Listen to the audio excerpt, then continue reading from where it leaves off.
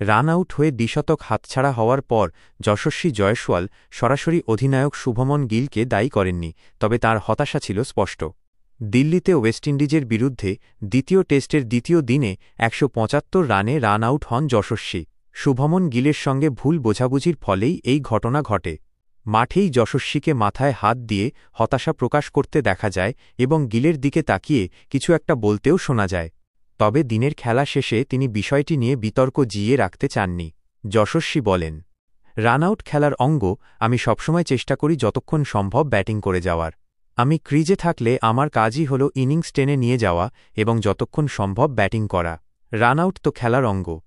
ঠিক আছে, দায়িত্ব স্বীকার। রান আউটের সময় স্টাম্প মাইকে তাঁকে বলতে শোনা গিয়েছিল যে রান নেওয়ার কল তাঁরই ছিল, মেরা কল হ্যায়। এর মাধ্যমে তিনি বোঝাতে চেয়েছেন যে প্রাথমিক সিদ্ধান্ত তাঁরই ছিল। যদিও অনেকে মনে করছেন রান নেওয়ার জন্য গিল দ্রুত সাড়া না দেওয়ায় এই ভুল বোঝাবুঝি হয়েছে, তবে যশস্বী নিজে এই ঘটনাকে খেলার একটি অংশ হিসেবে মেনে নিয়ে বিষয়টিকে সেখানেই শেষ করতে চেয়েছেন।